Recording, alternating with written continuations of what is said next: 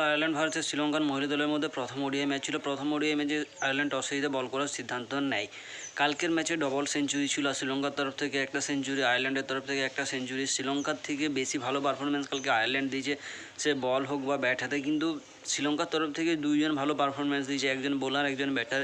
আর দেখতে গেলে আয়ারল্যান্ডের তরফ থেকে একজনেই দুই রকম পারফরমেন্স দিয়েছে, বল হাতে যেরকম ভালো পারফরমেন্স দিয়েছে, ব্যাট হাতে তার থেকেও ভালো পারফরমেন্স দিয়েছে। তো শ্রীলঙ্কার ব্যাটিং অর্ডারে ফিরে এলে শ্রীলঙ্কার তরফ থেকে একজন মাত্র ব্যাটার ছিল যে কাল পারফরমেন্স করেছে এবং সে কাল সেঞ্চুরি পার করেছে, অর্থাৎ 101 রান করে সে আউট হয়ে ফিরে আসে। এবং তার পরবর্তী যে আরও দুইজন ব্যাটসম্যান আছে, অর্থাৎ সেকেন্ড এবং হায়েস্ট রান স্কোরার আছে, তাদের রানটা শুনলে হয়তো অবাক হয়ে যাবে। কাল শ্রীলঙ্কা প্রথমে ব্যাট করতে নেমে 260 রান করে 50 ওভারে 8 উইকেট হারিয়ে শ্রীলঙ্কার হয়ে হায়েস্ট রান স্কোরার ভিসমি গুণারত্নে 101 রান করে। তার পরবর্তী রয়েছে হাসিনি পেরিরা 46 এবং হর্ষিতা 19 রান করে। অর্থাৎ ফার্স্ট থেকে সেকেন্ডের যে গ্যাপ, সেকেন্ড থেকে থার্ডে তার বেশি গ্যাপ হয়ে গেল। ফার্স্ট থেকে সেকেন্ডের যে গ্যাপ তার থেকে কিছুটা কম গ্যাপ সেকেন্ড থেকে থার্ডে রয়েছে। অর্থাৎ ফার্স্ট 101, সেকেন্ড 46 এবং থার্ড 19 রান।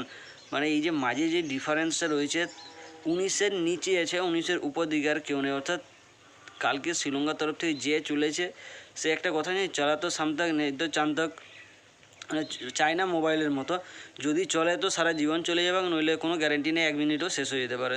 এবার যদি আয়ারল্যান্ডের তরফ থেকে চলে আসি, তো আয়ারল্যান্ডের হয়ে সর্বাধিক উইকেট নিয়েছে ওলাফ প্রেন্ডারগাস্ট 25 রান দিয়ে 3 উইকেট, এলেনা ড্যাজেল 2 উইকেট এবং আর্লেন কেলি 2 উইকেট নেয়। অর্থাৎ 3-2-2 4-3-এ 7 উইকেট নেয় শ্রীলঙ্কার তরফ থেকে। এরপর আমরা আশা করতে পারি যে শ্রীলঙ্কার বোলিং লাইন আপ খুব ভালো পারফরমেন্স দিয়েছে, এরকম যদি আমরা আশা করি নিঃসন্দেহে সেটা সঠিক আশা করেছি। কারণ শ্রীলঙ্কান বোলিং টপ অর্ডার কী হলো, শ্রীলঙ্কান সমস্ত বোলিং ইউনিটের মধ্যে কাভিসা দিলেরই একমাত্র বোলার যে 54 রান দিয়ে 4 উইকেট নেয়। বাকি আচিনি কালাসোরিয়া 24 রানে 1 উইকেট এবং সুচিনা নিসানাসালা 44 রান দিয়ে 1 উইকেট নেয়। অর্থাৎ উইকেটের যে ব্যবধান রয়েছে সেই ব্যবধান সেম, মানে ব্যাটিং লাইন আপে যেভাবে আমরা দেখেছি 101-এর পর 46-এর পর 19, সেরকম বলিংয়ের দিক থেকেও সেম অবস্থা হয়েছে।